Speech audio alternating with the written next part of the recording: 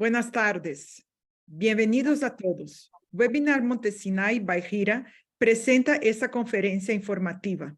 Israel, masacre, causas y consecuencias. Bienvenido a Enrique Zimmerman, periodista israelí, corresponsal de Medio Oriente y profesor en la Universidad Reichman en Israel. Amigo de la comunidad judía de México, amigo de la comunidad Montesinai de México. Gracias por estar aquí. Bienvenido otra vez. Emilio, te paso la palabra para que coordine esta plática. Muchísimas gracias a todos. Hola, muy buenas tardes, mi querido Enrique. Un gusto de alguna manera encontrarnos. Quisiéramos que fuera por causas positivas del desarrollo de nuestro querido Estado, pero hoy lo que nos llama aquí a invitarte es tener una perspectiva clara con hechos y realidades de lo que estamos viviendo en Israel, y queremos pedirte por favor, con tu perspectiva internacional que tienes y de primera mano en Israel y dentro de la Franja de Gaza, que nos des una actualización de todos los hechos. El formato con el que nosotros vamos a conversar el día de hoy será un formato de exposición de Enrique de alrededor de 40 o 45 minutos, el cual después estará en un diálogo conversado conmigo respecto a diferentes preguntas y temas. Podemos recibir algunas preguntas del público a través de comunicación@msinai.mx. Vuelvo a repetir, las preguntas serán recibidas a través del correo electrónico comunicación@msinai.mx, y a través de ese medio es que nosotros podremos hacer las preguntas a Enrique para el resto de la plática. Sin más preámbulos, quisiera, Enrique, darte la palabra y agradecerte tu participación en este evento tan relevante para la comunidad judía de México. Bienvenido. Muchas gracias Emilio, muchas gracias Marilyn. Es un placer enorme porque México es un poco mi comunidad y me siento muy orgulloso de estar con vosotros, especialmente en un momento tan delicado como el que estamos viviendo. Es un momento realmente difícil, yo creo que en Israel, en la diáspora, y sabéis que quizás me atrevería a decir en el mundo libre, cuando vemos lo que ha pasado aquí, un evento que yo creo que Israel no será igual antes y después de lo que ocurrió aquí el sábado pasado. En realidad, lo que vivimos es el atentado terrorista más grande de la historia de Israel, el segundo atentado, pero quizás per cápita el primero en la historia de la humanidad, y el día en el que murieron más judíos desde el final de la Segunda Guerra Mundial, desde el final de la Shoah. Yo hoy estuve todo el día en la Franja de Gaza, estuve recorriendo toda la Franja de Gaza alrededor con las fuerzas militares israelíes, hablé con muchos oficiales y me temo decir que si hoy la cifra es de 1.300 muertos, de los cuales 1.140 son civiles, mujeres, hombres, niños, muchos niños, bebés, ancianos, abuelos. Me negué a ver parte de las imágenes porque son tan terribles, pero creo que es algo importante para nosotros entender cómo es posible algo así, qué tipo de vecinos tenemos y qué se puede hacer cara al futuro y cómo esto puede repercutir sobre el futuro. Bien, yo creo que esto tiene también una enorme repercusión para los 8 millones de judíos que viven en la diáspora. Creo que es un momento muy delicado y muy particular y vamos a intentar ir por un viaje de análisis y de descripción de lo que ocurrió y de dónde nos puede llevar esto. Primero, servicios de inteligencia. Pregunté una vez a un príncipe saudí que fue jefe de la inteligencia quién era la mejor inteligencia del mundo. Y él me dijo, a nivel de cantidad de información, los americanos. A nivel de acción aislada de un agente, los británicos, como James Bond, es verdad.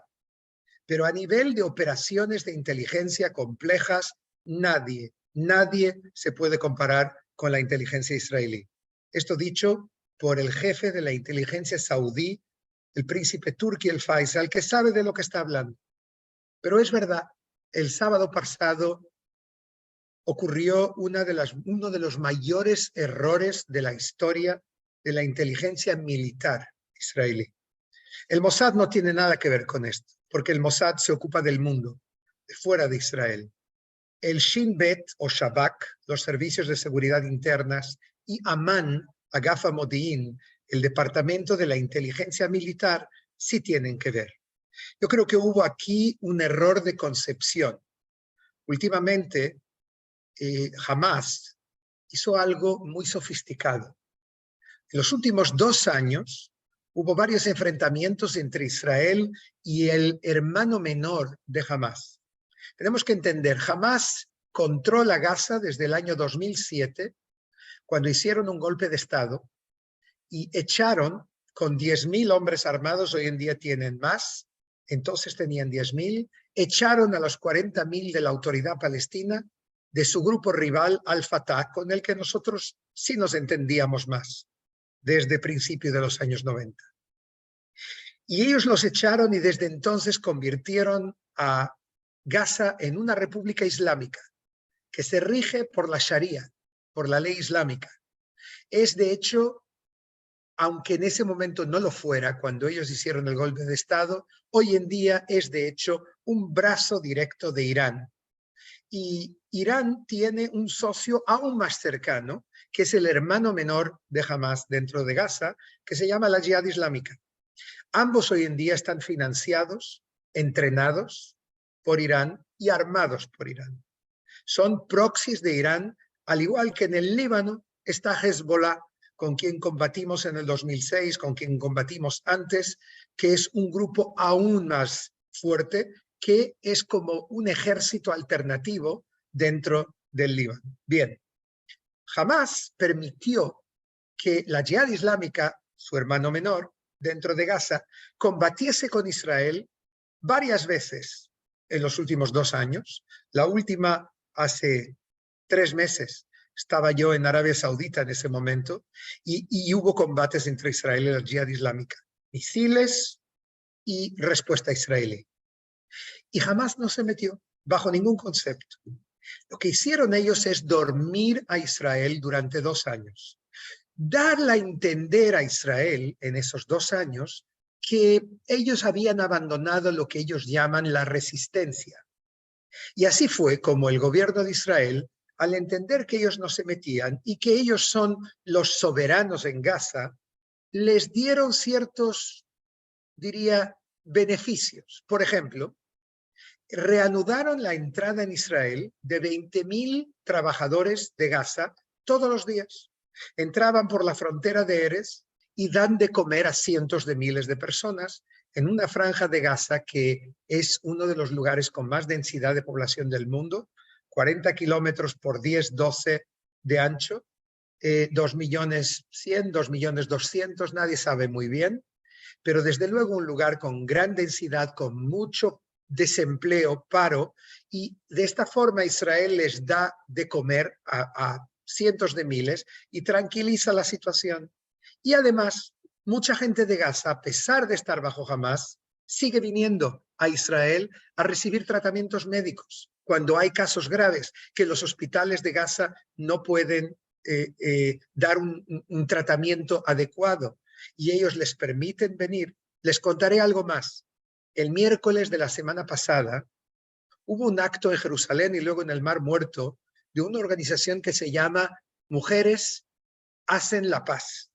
Una organización de varios miles de mujeres que en ese día se reunieron en Jerusalén, 1.000 judías y 500 palestinas de Cisjordania. Y marcharon por la paz. A la cabeza estaba Vivian Silver, una señora de origen canadiense-israelí que lleva en Israel 40 años, de 75 años, que vive en el kibbutz Be'eri. Y yo la entrevisté y Vivian hizo un discurso súper emotivo. Vivian vive en el kibbutz Be'eri, es viuda y dormía en su casa el sábado por la noche a las 6:30 de la mañana. Llegan y ella escucha gritos de Allahu Akbar, Alá es grande. No se lo podía creer, creía que era una pesadilla. Y entonces entendió que algo ocurría porque miró por la ventana y se escondió en el mamad. El mamad es el búnker que hay en todas las casas, y cerró la puerta del mamad y se encerró en un armario dentro del búnker, dentro del mamad. Y empezó a enviar WhatsApp a sus compañeras de la organización Mujeres Hacen la Paz. Y decía, no me lo puedo creer, están derrumbando la puerta, están entrando en mi casa. La próxima vez tendría que tener un gran cuchillo en mi armario, aquí. No me llaméis, no tengo batería y no quiero que escuchen ellos que estoy aquí escondida. Y ese fue el último mensaje que envió Vivian. Desde ese momento se esfumó, desapareció. La suposición, de hecho la esperanza de sus amigas y de su familia es que esté secuestrada en Gaza. Hoy Hamás anunció que hay 150 secuestrados, 150, que son en manos de Hamás, niños pequeños a los que mataron a sus padres y se quedaron solos y se los llevaron, y también jóvenes y también ancianos. Y sobre todo, como no solamente entraron en los kibutzim 22, en la zona de la primera línea frente a la frontera, sino que también se ve que se sorprendieron al ver que hay una fiesta de 3.000 jóvenes que estaban al lado de un kibutz Reim durante toda la noche bailando. Y de repente los jóvenes miran a las 6:30 de la mañana y ven decenas de paracaidistas cayendo del cielo y no entienden de qué se trata. Y de repente aparecen estos coches al estilo Daesh, el Estado Islámico, los Toyotas, y abren fuego sobre ellos de forma indiscriminada. Mataron allí en ese momento, en esa fiesta, 260 personas. 260 jóvenes cuyo único pecado era bailar esa noche. Y después empezaron a llevarse algunos de estos jóvenes hacia Gaza. Hay testimonios de violaciones, no quiero ser demasiado gráfico, pero hubo violaciones allí mismo y empezaron a arrastrar a gente. ¿Cómo ocurrió esta operación a las 6:30 de la mañana? Como os dije, fue planificada 2 años y hoy uno de los líderes de Hamás reconoció públicamente que solo 4 o 5 personas conocían la operación. ¿Por qué? Porque Israel está infiltrada en todos estos grupos y tiene colaboradores y tiene gente que le informa por un motivo o por otro. Y entonces ellos no querían que eso se filtrase. El efecto de la sorpresa era lo más importante aquí. Entonces, en los últimos meses, ellos hicieron ejercicios, simulacros, muy cerca de la frontera, con miles de comandos, de gente, porque hoy en día Hamás ya no es solo un grupo terrorista, es aún un grupo terrorista, quizás de los más malignos, de los más bárbaros que hay en el mundo en la actualidad. Pero, sin embargo, están construidos como un ejército. Yo vi otro día a una madre de uno de los secuestrados llamando al teléfono de su hijo y le contesta del otro lado, para su sorpresa total, 2 días después del secuestro, un tipo que habla en hebreo con acento árabe y le dice: tú eres la madre, tu hijo lo maté yo. Y le cuelga el teléfono. O sea, estamos tratando con un grupo que yo creo que supera todo lo que podíamos imaginar. Y lo que hicieron ellos el sábado por la mañana, a las 6:30 de la mañana, hora israelí, fue lanzar 250 comandos de un grupo que se llama Al-Nukba. Ellos primero rompieron la verja, entraron dentro de Israel con toda la fuerza, después de lograr neutralizar los sensores y los sistemas que Israel tiene en la frontera. Hay quien diga, pero no está comprobado aún, yo creo que esto lo sabremos después de la guerra, cuando sea investigado, que los iraníes hicieron un ataque cibernético que neutralizó los sistemas electrónicos de la frontera.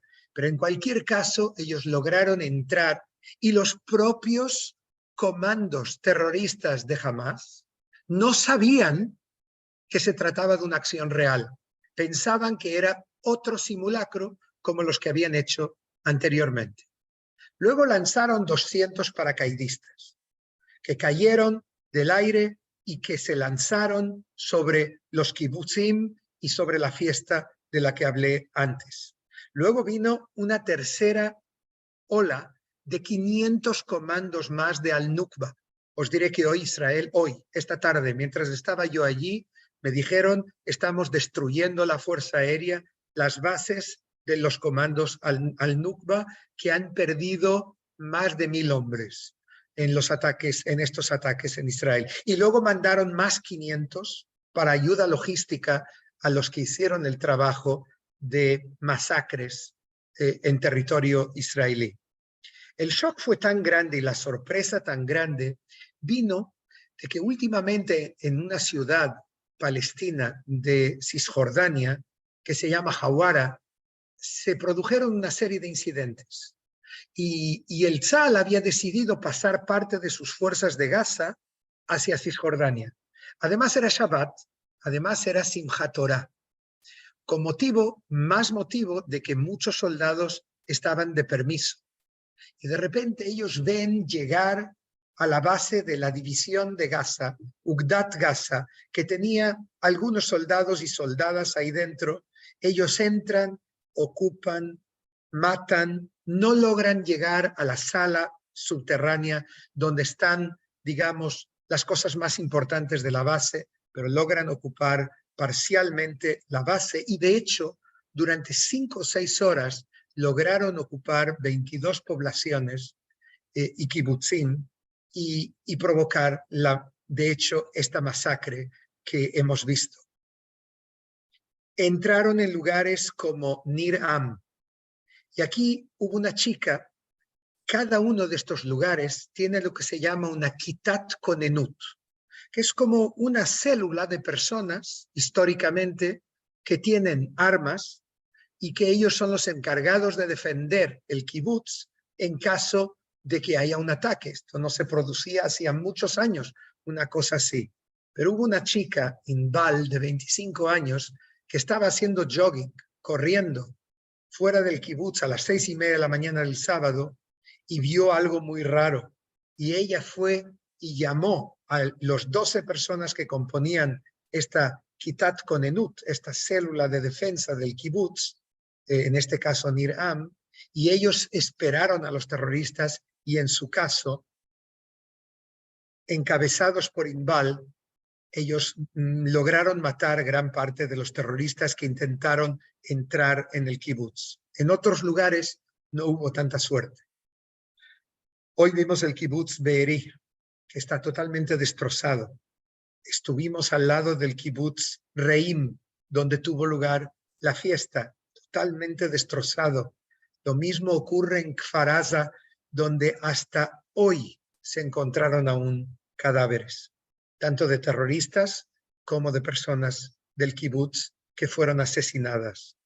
Hay películas terribles, no os recomiendo verlas porque no ayuda de nada, pero hoy el secretario de Estado norteamericano, Anthony Blinken, que es judío, vino aquí y cuando habló en público se puso a llorar. Pero os debo decir que yo conozco bien a Blinken. Conozco a pocas personas más introvertidas y lejanas. Y verle a Blinken llorando, yo creo que dice mucho de lo que realmente pasó. Y él dijo, yo vi las imágenes. El presidente Biden vio las imágenes. No sé si habéis escuchado el discurso de Biden, pero se notaba la rabia, el enfado, realmente hablaba de corazón cuando se solidarizaba con los israelíes que han sido asesinados o heridos. Son casi 4000 los que fueron heridos también. Y el número de historias dramáticas se multiplica. Yo quiero enseñaros, aunque es en portugués, pero yo os ayudaré a entenderlo, una historia de una chica, Dorina Tías, de 22 años, que fue al kibutz Reim, al lugar de la fiesta, para trabajar en el bar, y además divertirse. Una chica de 22 años con una amiga, iban en el coche, hicieron un story en el Instagram, cantando en el coche, llegaron al kibutz, trabajaron y al mismo tiempo bailaron y se divirtieron. Y luego por la mañana, Dorin desapareció. Y miren el reportaje y tendrán una impresión.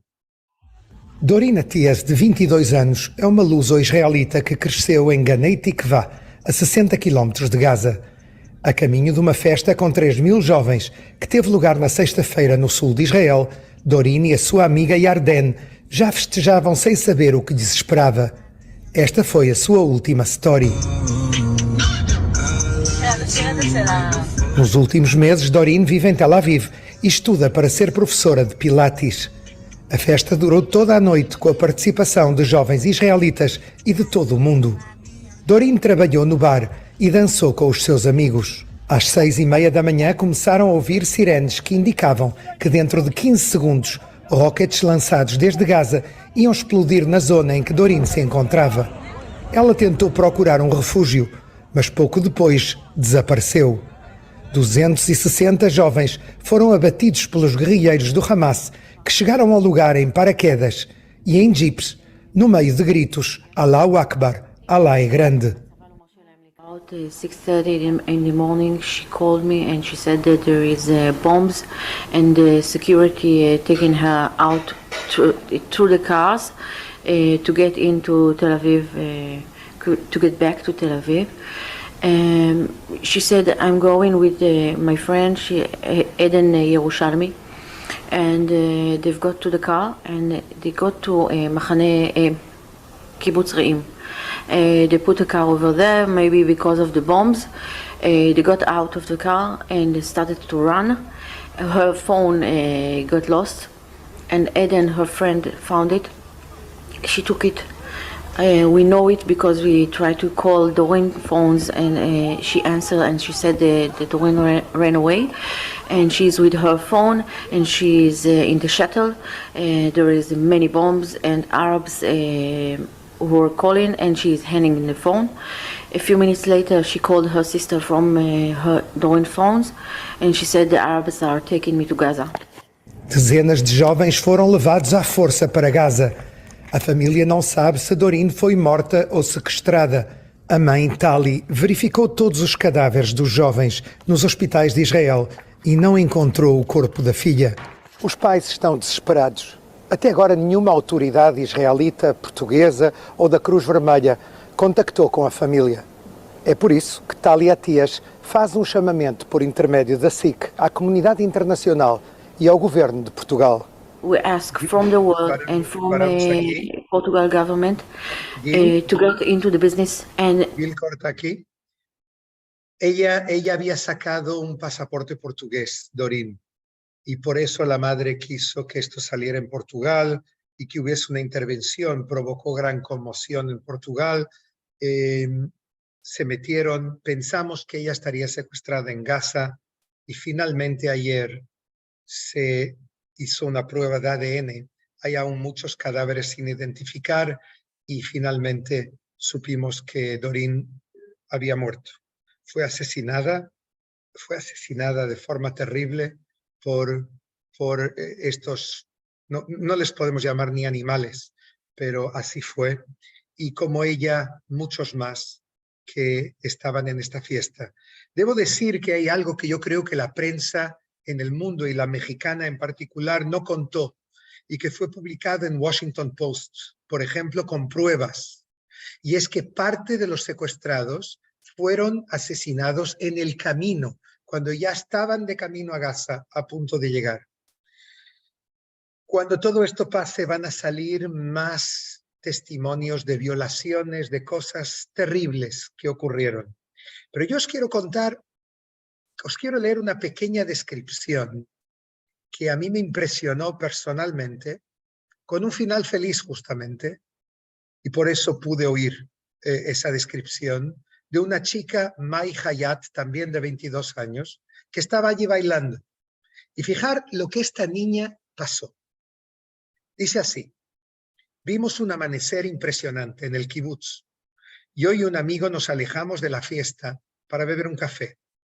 De repente, otra amiga llamada Bar me llamó y me contó que les estaban disparando.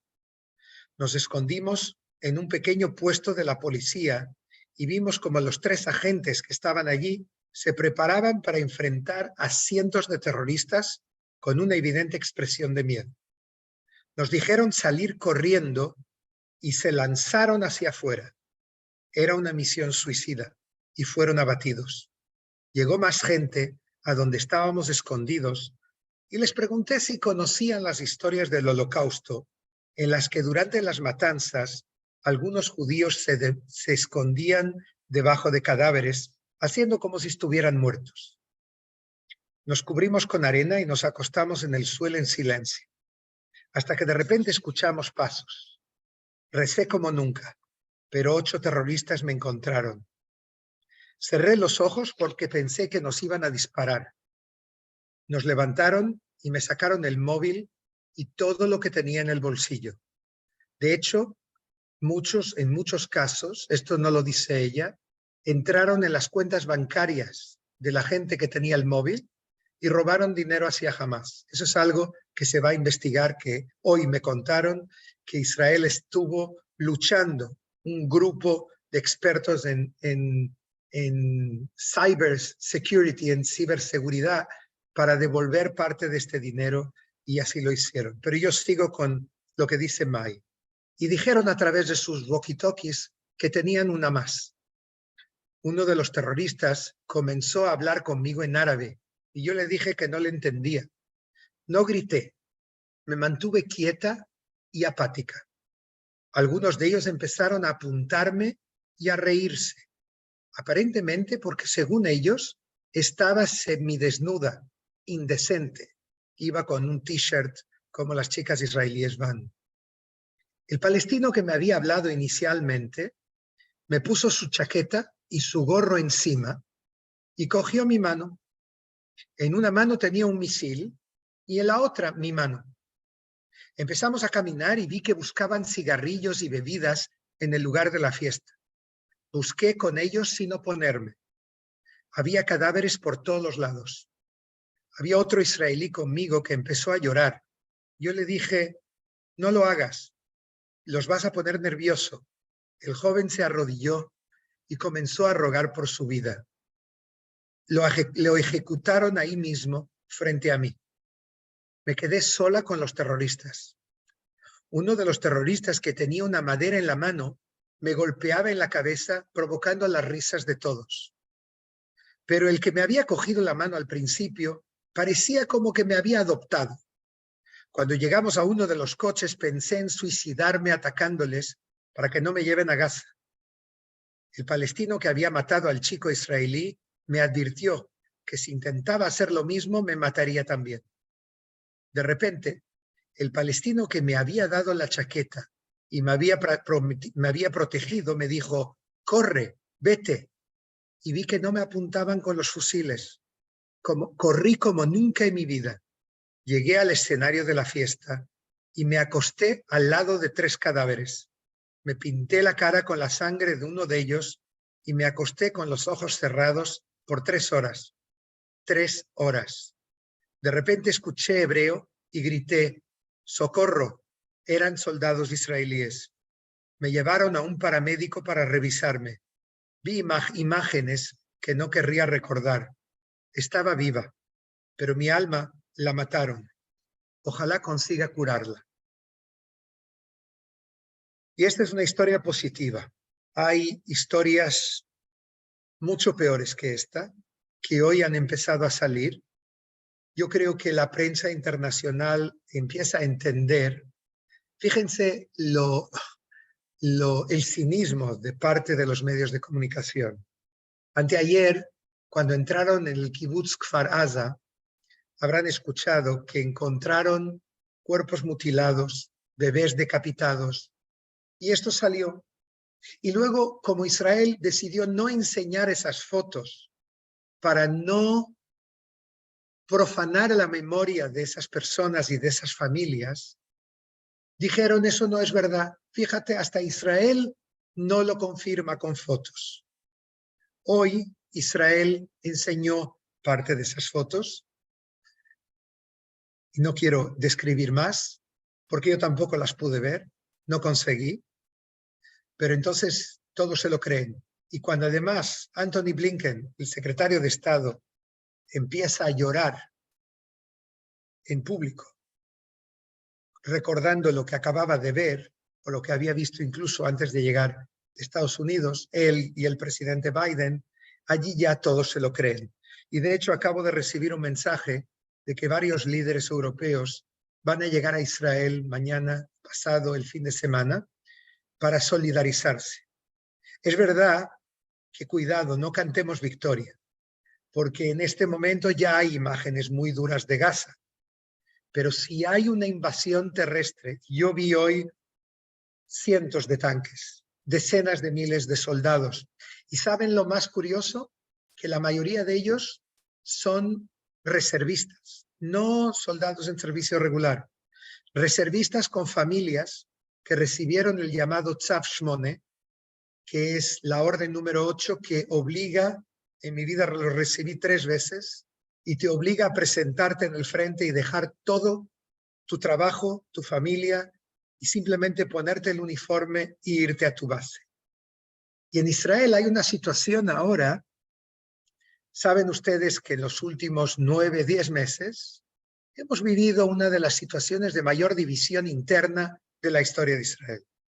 Con todo el tema de la revolución judicial que el gobierno quería, el gobierno de Netanyahu, de la derecha, quería poner en práctica, que provocó una reacción de cientos de miles de israelíes que salieron a la calle cada semana, varias veces, y realmente llegamos a un estado de división que incluso reservistas de la Fuerza Aérea, de unidades de élite como la unidad de ciberseguridad, la 8200, y otras unidades muy importantes decidieron, inteligencia militar, quién sabe si esto no afectó también esta ceguera del sábado, pero en cualquier caso dijeron que ellos no se presentarían voluntarios si la reforma judicial en torno al tribunal seguía adelante.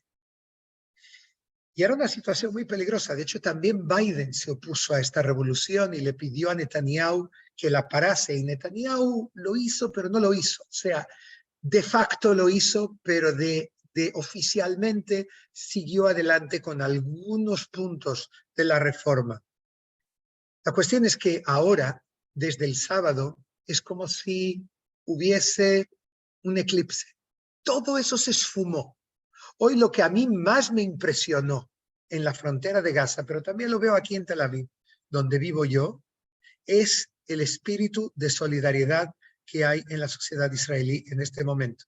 Ves familias al completo que vienen, se arriesgan a ir a este lugar en Sderot, que fue evacuada hoy. 30.000 israelíes dejaron una ciudad, porque es muy peligroso, porque allí, yo cuando estoy allí, cuando estoy en Tel Aviv, suena la sirena y tienes 30 segundos para refugiarte.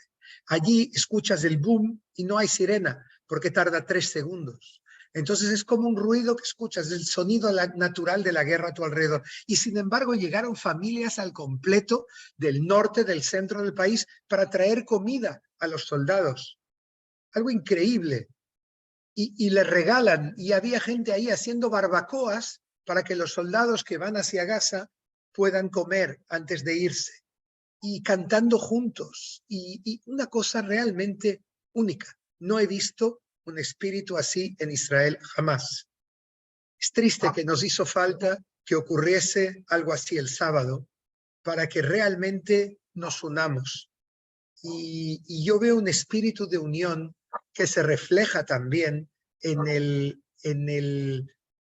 lo que hemos visto, el gobierno de unidad nacional, el gobierno de emergencia, que es de hecho un gabinete de guerra que se ha creado con Netanyahu y Gallant, el ministro de Defensa, y con Ron Dermer, el ministro de Asuntos Estratégicos, uniéndose al gobierno, 2 ex jefes del Estado Mayor del Ejército, uno de ellos puede ser primer ministro en el futuro, Benny Gantz, y al mismo tiempo también Gadi Eisenkot, que fue un gran jefe de Estado Mayor y que tiene mucha experiencia de combate. Ellos 5, de hecho, son quien va a decidir ahora lo que va a pasar, lo que Israel va a hacer, cómo va a actuar, cómo va a atacar, dónde va a atacar, y siempre con 2 ojos puestos en otros frentes. Uno, Hezbollah en el Líbano. Hezbollah es una organización iraní de facto, que son proxies de Irán, pero aún más que Hamas y Jihad Islámica, porque es una organización que es un ejército alternativo al ejército libanés, que de hecho controla, ocupa Líbano, y el ejército libanés les habla y les dice: no os atreváis a hacer la guerra contra Israel porque seréis responsables de la destrucción del Líbano. Ellos saben eso, y por eso se lo piensan también, pero a veces tú sabes cómo empieza y no sabes cómo acaba. Entonces hay el riesgo de que Hezbollah se una a la guerra, y con Hezbollah es distinto porque ellos tienen 150.000 misiles que apuntan muy exactos, que apuntan a todo el territorio israelí. Y luego en las últimas horas ha empezado algo también preocupante, que es Jordania. Hamas invita a Jordania, a los palestinos jordanos, a marchar mañana, viernes día 13, hacia Israel, y a los palestinos de Cisjordania a unirse a los protestos, a las manifestaciones, a quemar neumáticos, a atacar soldados, a atacar colonos. De hecho, uno de los fundadores de Hamas, Khaled Mashal, hubo 7 fundadores de Hamas. Yo entrevisté a 5 de ellos, entre ellos al gran jefe, Ahmed Yassin. Inmediatamente os voy a hablar de él. Khaled Mashal es uno de ellos. Hizo un llamamiento ayer a la jihad global, o sea, la guerra santa generalizada de todo el mundo musulmán contra Israel, partiendo del viernes 13, que es mañana. Mañana es un día delicado, tendremos que ver qué va a ocurrir. Hay alerta israelí en Jerusalén, en Jerusalén Oriental, hay alerta en la frontera con Jordania por lo que pueda ocurrir con Jordania, y hay también fuerzas israelíes de la reserva. 300.000 soldados fueron movilizados que están en el Líbano frente a Hezbollah.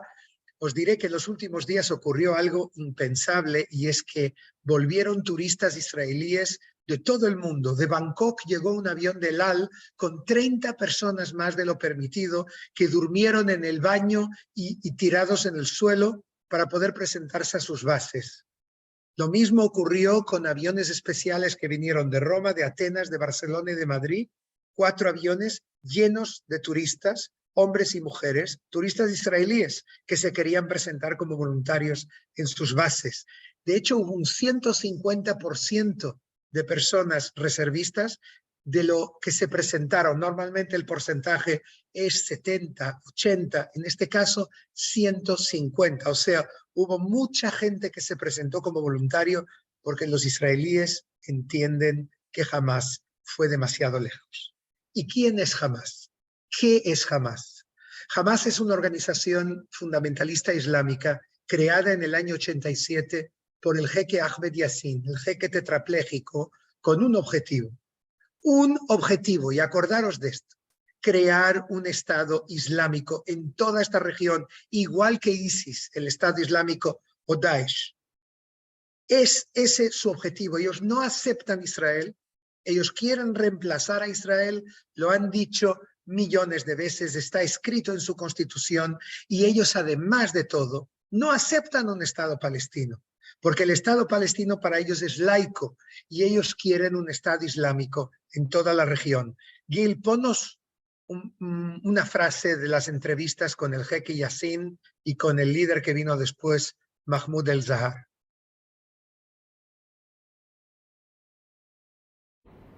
وإذا كان مغرور بنظر لعمله كأنه شيء كبير، وإذا كان متواضع ينظر لعمله أنه صغير ويحتاج إلى تنميته لأكبر.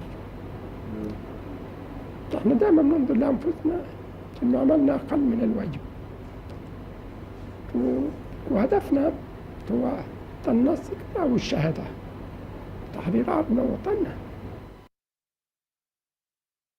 Este es Ahmed Yassin, el líder espiritual y fundador de Hamas, al que entrevisté 14 veces. Este es Mahmoud el-Zahar, que aún hoy es uno de los líderes. Palestine is, as I told you, is not belonging to Palestinian alone. It's belonging to every Muslim, and every Muslim is looking to see how the Israeli defeated from this area. We are going to unify, and this is not our intention. This is not our hope in Palestine or in Hamas. It's present everywhere, in Egypt, in Syria, and even in Indonesia and everywhere. And I think sooner or later we are going to achieve this goal, because the pan-Islamic state will dissolve and will eliminate all the problems that responsible about the internal Islamic troubles, with our oil, borders, wealth, and so on. ¿Y qué quiere Hamas para finalizar y para que podamos hacer las preguntas? Hablamos de 45 minutos, tenga aún 4. Os quiero decir qué quiere Hamas, de hecho, con la barbaridad que hicieron este sábado. En primer lugar, os quiero decir que esto no es una guerra entre Israel y Hamas solamente. Esto es una fase de la guerra entre Israel e Irán. El cerebro está en Irán. Irán es quien planificó todo. Irán es quien en este momento particular empuja a sus proxies, a sus agentes, a sus aliados a hacer terrorismo en su nombre. No se atreve a hacerlo porque ellos tienen sus problemas internos con una revuelta del pueblo que no está contento. En Irán, hoy por hoy, yo creo que apoya al régimen entre un 10 y un 15% de la población. El resto está en contra y se manifiesta, sobre todo, como dicen los franceses, chercher la femme, buscar a la mujer. Las mujeres están muy descontentas por la opresión que sufren en Irán.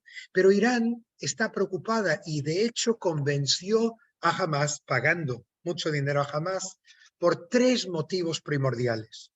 Les dijo, lo primero, porque tenéis que liberar las cárceles.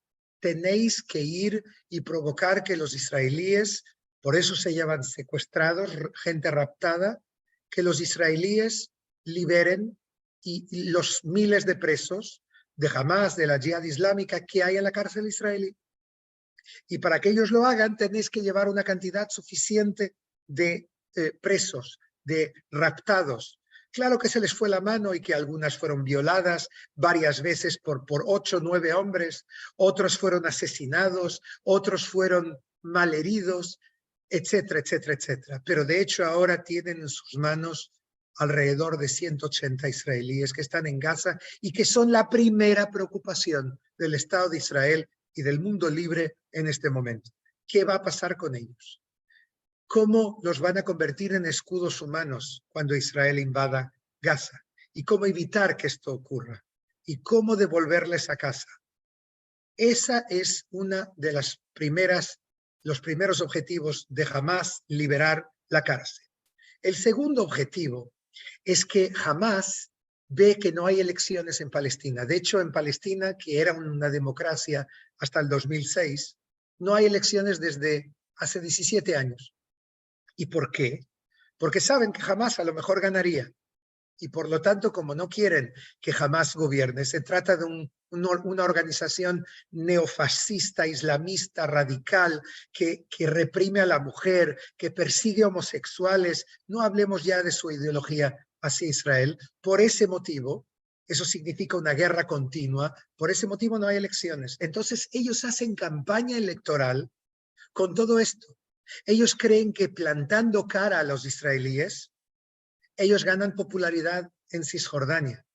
Y por lo tanto es una forma de intentar apoderarse de Cisjordania, de Judea y Samaria hacia el futuro. Y ellos hacen campaña entre 2,5 millones de palestinos que viven bajo la autoridad palestina, sobre todo ahora que es un momento en el que hay una guerra de sucesión, porque el presidente tiene 88 años, Mahmoud Abbas, y está muy enfermo y se entiende que no va a durar mucho tiempo.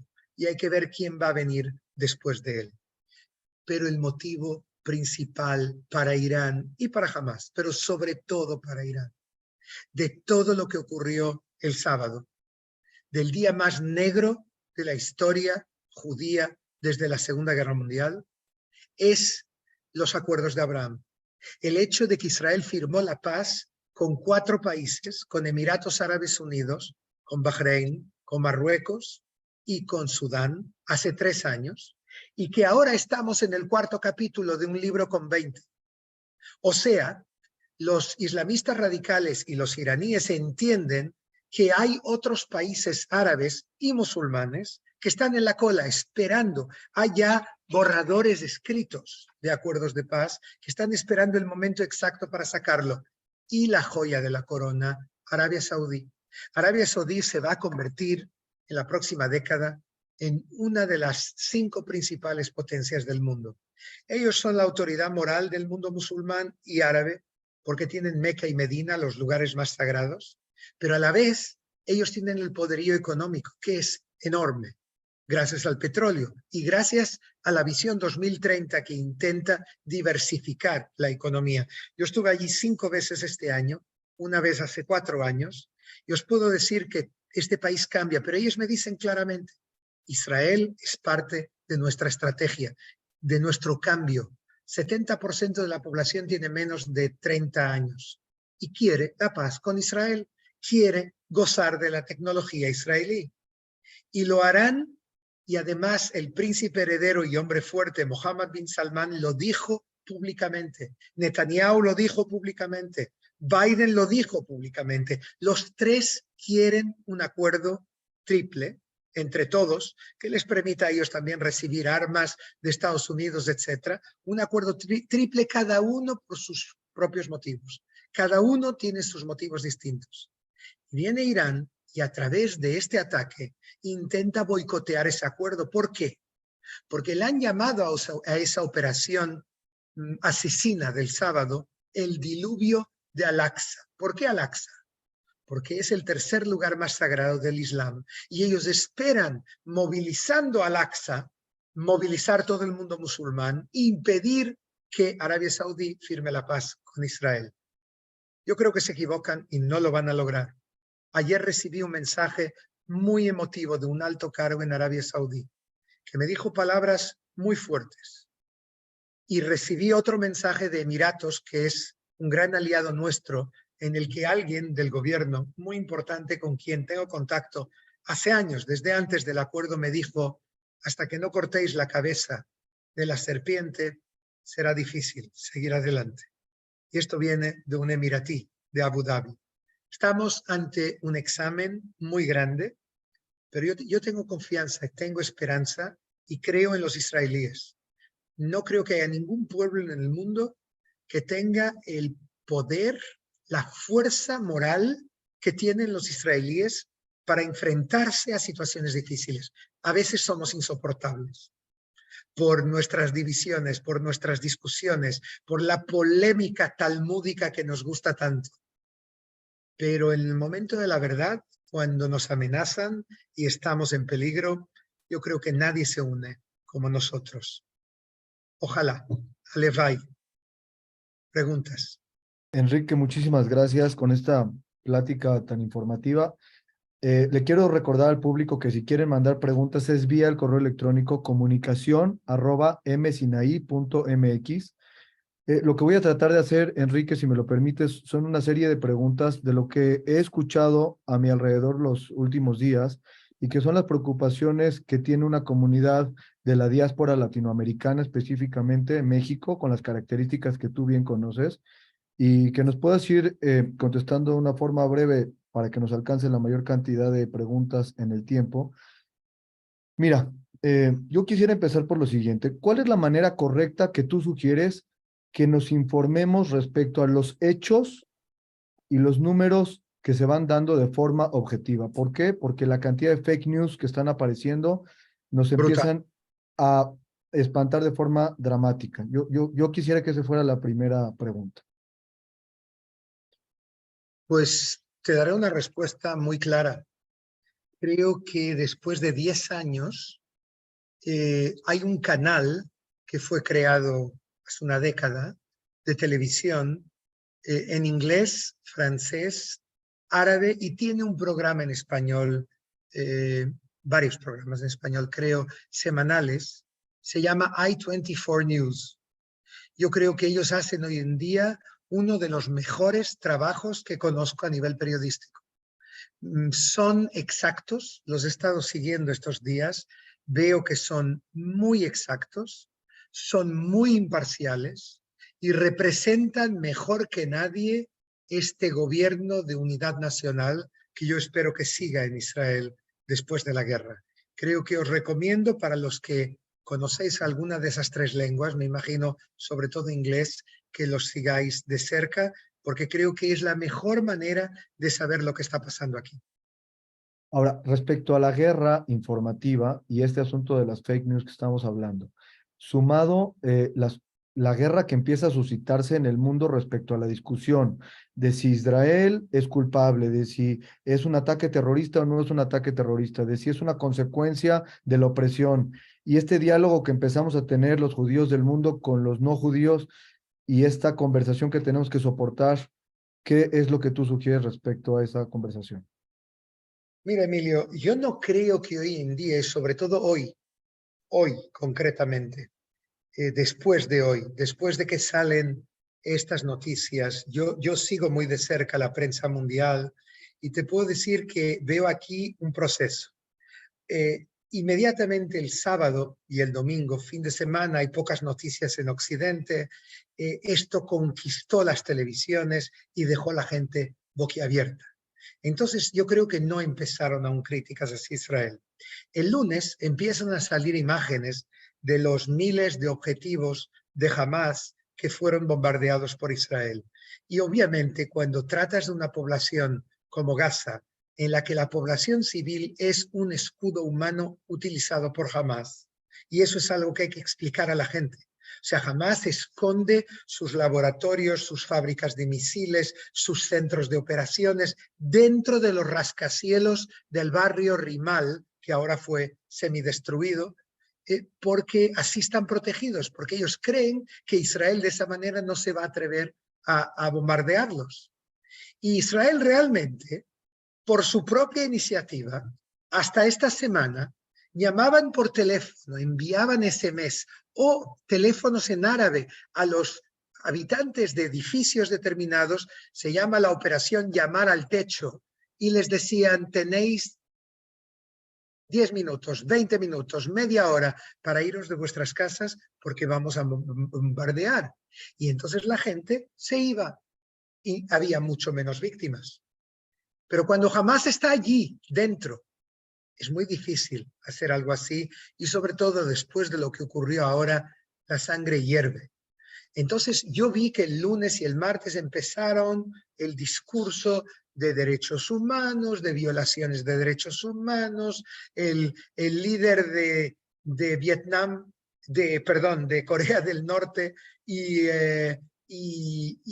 aquí y allí también el colombiano y el venezolano empezaron a decir estupideces y de alguna manera yo vi que tenía algo de eco esto, pero rápidamente empezaron a salir las imágenes de la tragedia, de lo que ellos hicieron allí, que no, ni un animal hace una cosa así.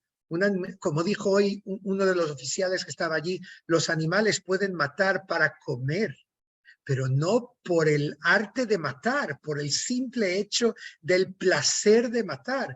Es que es lo más parecido, hay quien los compara con Daesh, yo creo que es lo más parecido a los nazis. A mí me recuerdan los Einsatzkommando, estos comandos que venían y que mataban y te excavaban tu fosa y metían a tantos abuelos y bisabuelos nuestros en Europa Oriental. Yo creo que realmente salió la cara verdadera de Hamás y les fue demasiado bien. Ellos no se lo esperaban que les iría tan bien y ahora están pagando un precio muy alto por eso. Pero nosotros pagamos el precio y ningún país que es un Estado de Derecho puede hacer que un vecino te entre en tu casa y te haga cosas así y quede inmune. Entonces yo creo que ya hay todo tipo de expertos en derecho internacional que nos van a explicar en los próximos días por qué violamos los derechos humanos y la ley internacional. Pero creo que los hechos son tan fuertes y el apoyo de Estados Unidos y de muchos países europeos, tan tajante, y de NATO también, de la OTAN, que es un apoyo tan decidido que yo creo que tenemos los instrumentos para enfrentarnos con esto. Yo personalmente acabo de decir en los medios de comunicación europeos, norteamericanos e israelíes que lo que yo creo que hay que hacer es lo mismo que vi en Irak en mis 4 visitas durante la guerra contra el Estado Islámico.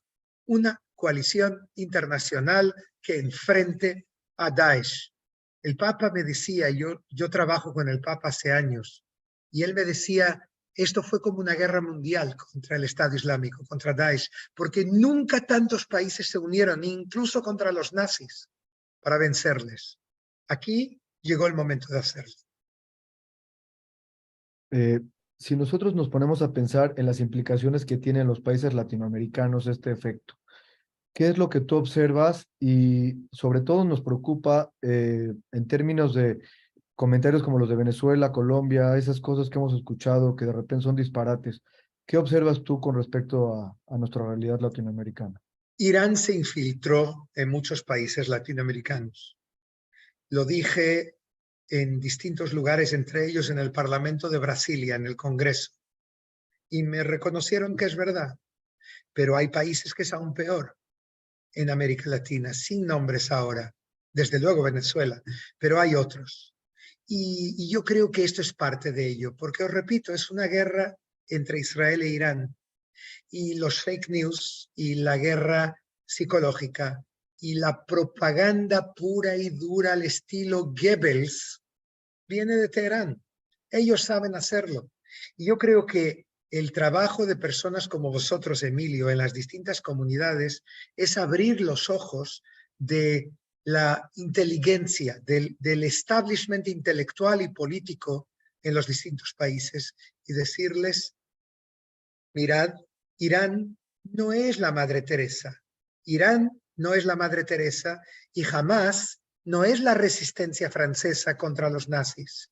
Se trata de un grupo fascista, islamista, radical, que quiere un tipo de sociedad que a lo mejor va más en el siglo VII, en el principio del Islam, que en el siglo XXI. La pregunta obligada, ¿qué pasó con la inteligencia? ¿Qué sucedió con la inteligencia? Intenté explicarte, yo creo que hubo un eclipse, hubo una serie de horrores, si quieres, más que errores, que tienen que ver con la división política en Israel, que tienen que ver con que la policía y el Shabak y el ejército están ocupados con otras cosas, desde los pogroms de Hawara en Cisjordania hasta todo tipo de atentados que hubo en Cisjordania últimamente, quizás hechos especialmente para desviar la atención de Gaza. Todo esto llevó a este eclipse, a esta ceguera momentánea, y fue muy bien pensado y muy bien planificado. Nunca hay que minimizar a nuestros enemigos y hay siempre que pensar que ellos pueden ser capaces. Y creo personalmente que después de la guerra, espero que sea así y no antes, cuando todo esto se acabe y volvamos a una cierta estabilidad, se piense en las responsabilidades, pero no antes. Y allí habrá que ver y habrá que limpiar el terreno. Me temo que hubo algunos nombramientos en puestos clave, incluso en el aparato de seguridad y en el ejército, que fueron hechos no de los mejores disponibles, sino aplicando otros criterios. Y creo que basta, que lo que está en juego es nuestra seguridad. Y me gusta mucho que hablemos de qué hay que hacer con el Tribunal Supremo. Pero cuando en este momento mi pareja tiene 4 hijos en Gaza, 3 chicas y un chico en el frente y sus vidas están en peligro, y cuando ayer y anteayer ellos tuvieron que hacer frente a terroristas que ayer y anteayer, repito, se lanzaron sobre bases israelíes en la frontera y les tuvieron que disparar a matar, yo creo que hay prioridades en la vida y que hay que decirle a nuestros líderes, basta, por favor, aseguren que nuestros hijos vuelvan a casa sanos y salvos. Eso ante todo. y luego seguiremos y hablaremos de nuestros jueces en el Tribunal Supremo. Un poco sin especular y tampoco sin crear pánico, ¿hacia dónde sientes que se va a dirigir el futuro de lo que Israel tiene que hacer respecto a la represalia que tiene que tomar? O sea, ya estamos viendo los ataques en la Franja de Gaza y el movimiento de las tropas hacia el norte y este llamado masivo a reservistas, pero me parece que es una guerra absolutamente distinta a los 75 años del Estado. ¿Hacia dónde crees que se está moviendo? Yo creo que Israel tiene que convencer al mundo de que Hamas es Daesh, es Estado Islámico. Y que Israel, de la misma manera que Israel puede intentar poner fin a la infraestructura militar de Hamas, es verdad que Hamas es también una idea y no puedes destruir una idea con soldados, pero sí puedes sacarles lo que hicimos el mundo libre, hicimos con Daesh en Irak. Yo vi el presidente Obama, un presidente demócrata, un presidente al que le eran importantes los derechos humanos, bombardeó 24 horas por día, 7 días a la semana, objetivos de Daesh, con drones, con helicópteros, con aviones. Y fue así que ganamos la guerra a Daesh. Fue así que acabamos con el Estado Islámico. Hoy en día, con Hamas o con la Jihad Islámica, no es menos que eso. Y lo mismo con Hezbollah en el Líbano. Pero hay siempre que recordar que quien está por detrás, el mastermind, el cerebro, es Irán. Respecto a el apoyo económico que ha estado recibiendo estos grupos, mucho dinero proveniente de Qatar, de árabes que desde fuera han estado mandando dinero y han pensado que están sobre una ayuda humanitaria, quizás algunos de ellos de forma naïve y otros realmente con una intención real de armarlos. ¿Qué crees que pase respecto a eso y cómo lo ve el mundo árabe también ese tema? El mundo árabe considera a Hamas una organización terrorista. Punto. La Liga Árabe considera a Hamas una organización terrorista, igual que a Hezbollah. No sé si sabéis eso. Así como la Unión Europea considera, en este caso creo que es el brazo armado de Hamas, Azzadin el-Qassam. O sea, más papistas que el Papa. Increíble. O sea, los árabes sí les consideran una organización totalmente terrorista, los europeos tienen sus dudas. Pero igual el brazo armado que entró en el sur de Israel el sábado es visto por el mundo, por Estados Unidos y desde luego por Israel como una organización terrorista. Yo creo que lo que hay que hacer es lo mismo que hicieron con Daesh. No solamente luchar en el campo militar, sino impedir estas donaciones internacionales a Hamas. Hay que secar sus cuentas bancarias. Hay que hacer que este negocio y este dinero que están recibiendo de Irán continuamente, y de eso viven, que se pare. Y la guerra no es solamente una guerra militar o una guerra política, es también una guerra económica. Cuéntanos un poco de lo que la vida civil israelí está viviendo en este momento. Yo personalmente transmito algo que me podría igual poner a llorar, como dijiste del secretario, 1,350 y tantas casas de luto, no pueden encontrar ni siquiera los cuerpos, no pueden unir y reunir a las piezas de los cuerpos. ¿Qué pasa con los 150 secuestrados? ¿Cuál es el diálogo que existe entre los israelíes con respecto a tenemos que ir por ellos, los van a poner al frente de la búsqueda que infantería vaya a hacer dentro de la zona de Gaza? ¿Qué se está conversando entre la población civil? Lo primero, lo segundo y lo tercero son los 180 secuestrados. Emilio, en el 2006 fue secuestrado Gilad Shalit, un soldado jovencito. Estuvo en manos de Hamas durante 5 años. Israel entregó 1,027 presos palestinos de la cárcel a cambio de Gilad Shalit. Hoy en día Gilad Shalit está casado, tiene una familia. Si pagamos lo que pagamos por Gilad Shalit, obviamente haremos todo lo necesario para devolver a 180 secuestrados. Es uno de las jaquecas principales de las fuerzas de seguridad israelíes. ¿Cómo harán para liberarlos o para liberar el máximo? Te puedo decir que en cuanto a negociación, los únicos que Israel realmente escucha en este momento es la inteligencia egipcia, que mantiene un canal abierto con Hamas. No os olvidéis que Gaza pertenecía a Egipto hasta el 67. Y ellos son los que mantienen una puerta abierta, aunque ellos odian a Hamas. El presidente al-Sisi, egipcio, odia a Hamas. Yo me acuerdo una vez que el Papa me llamó y me dijo, mañana viene aquí al-Sisi, ¿qué piensas de él? Y yo le dije lo que pensaba, y cuando se reunieron 2 horas y media, me dijo, uy, si él tiene más manía a Hamas que los israelíes. Él sabe quiénes son los hermanos musulmanes y quién es Hamas. Entonces, pero él mantiene un canal abierto con ellos. Y yo creo que hay una movida de intentar liberar a los ancianos de 85 años y a los niños de 3 y 5 a cambio de mujeres presas en la cárcel israelí. No sé si va a funcionar o no, desde luego no ahora, si va a funcionar. Ahora es el momento de la operación de castigo. Los israelíes lo necesitan, creen que es necesario por un motivo, no por ojo, no por venganza pura. Nosotros no somos así, sino porque queremos que jamás no tenga la capacidad para volver a hacer algo así en un futuro. Y para ello hay que cortarle las alas y hay que hacer algo muy brusco, y tenemos que enviar a nuestros hombres y a nuestros ciudadanos a Gaza con todo el dolor. Enrique, me da pena, pero tengo que diferir en este punto contigo.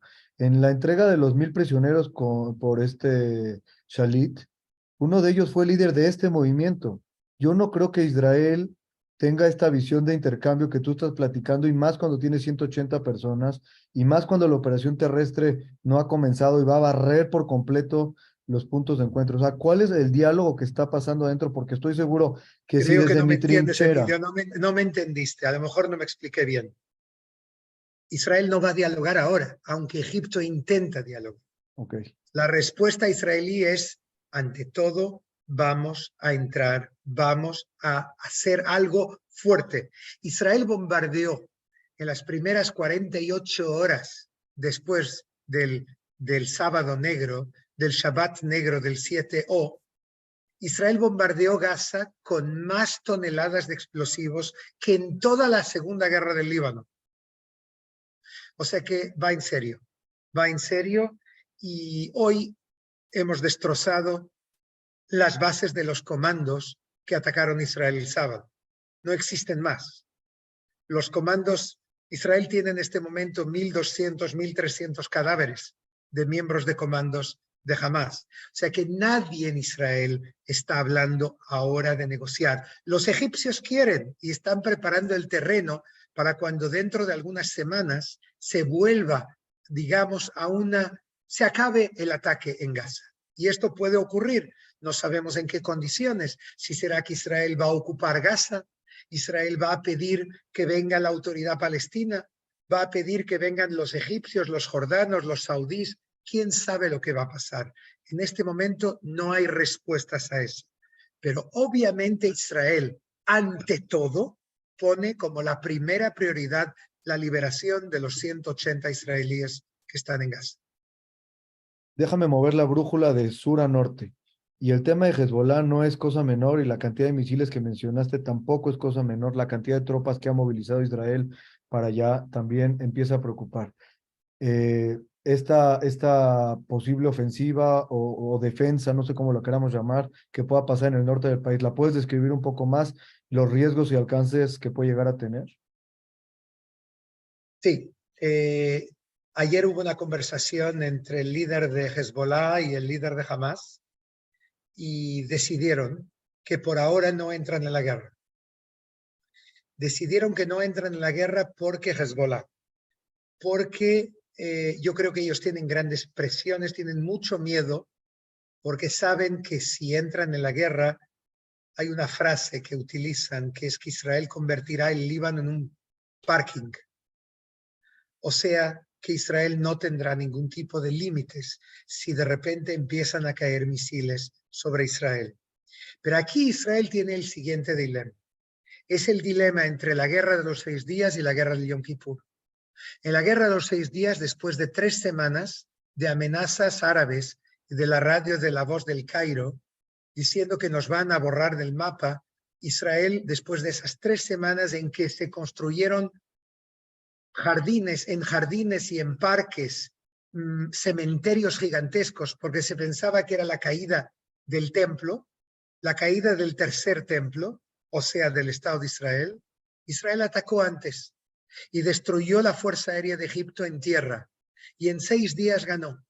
Y se encontró con Gaza, Cisjordania, con el Sinai, que es 3 veces el territorio israelí, con Jerusalén Oriental y con los Altos del Golán.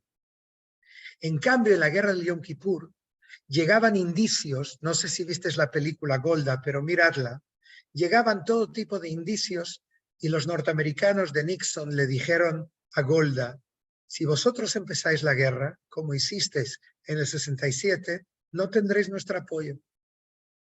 Israel no empezó la guerra y fue sorprendida por Siria y por Egipto. Y al principio parecía que se iba a caer todo. Y finalmente, después de 19 días, Israel ganó la guerra. Pero el precio fue altísimo, 2.500 hombres. Bueno, la pregunta ahora es ¿qué va a hacer el gabinete de guerra? ¿Guerra de los 6 días o Yom Kippur? Si llega la información que Hezbollah va a abrir la guerra contra Israel en algún momento, ¿qué hará Israel? Y eso es algo que yo creo que no tenemos la capacidad en este momento de hablarlo. Es algo demasiado secreto. Por eso en el gabinete de guerra hay 5 personas para evitar filtraciones de todo tipo. Y yo solo pido a Dios que la decisión que tomen sea la mejor.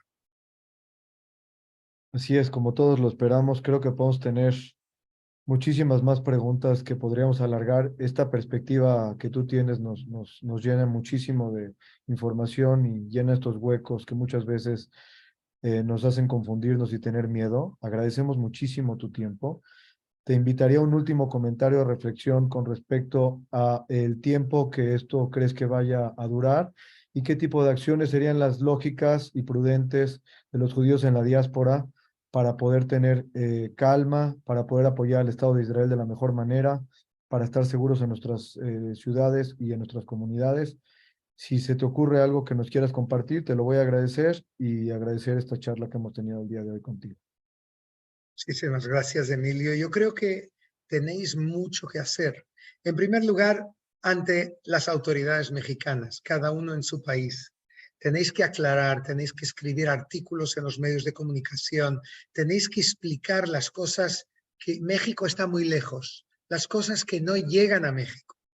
Tenéis que traerlas. Viendo i24 News, de los que hablé antes, creo que podréis sacar muchas ideas de lo que hay que hablar.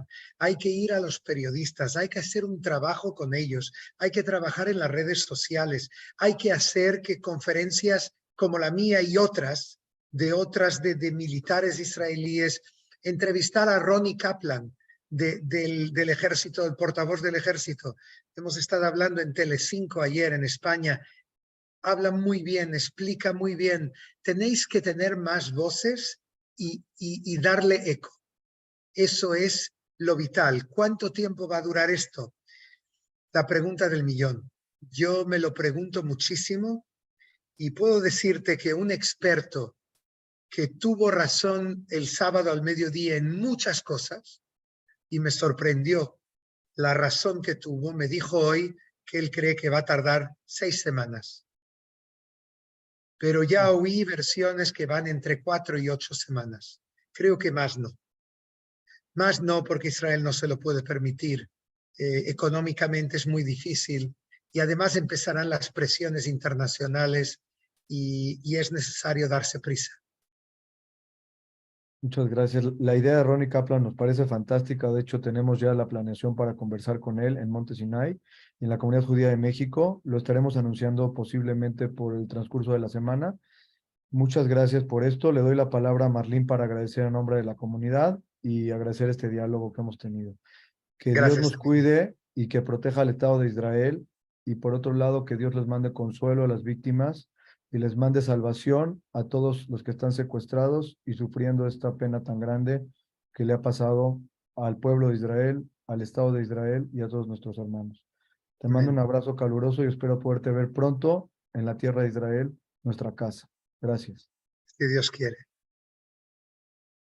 Tienes apagado tu micrófono, Marlene.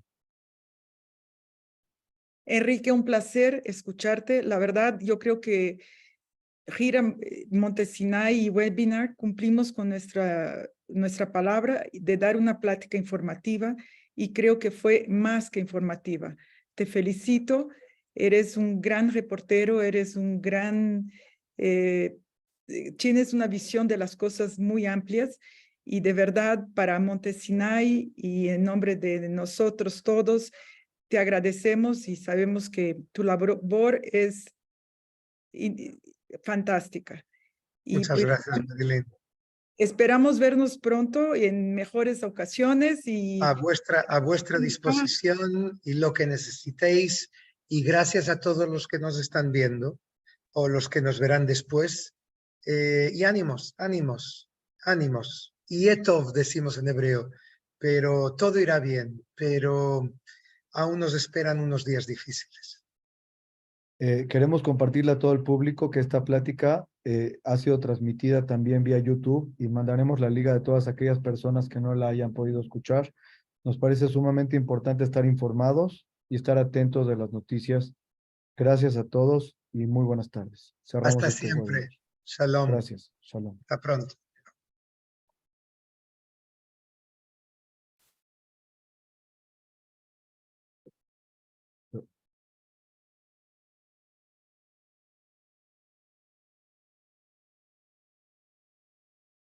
Ya dejé de transmitir. Oye. Voy a dejar de grabar un segundo.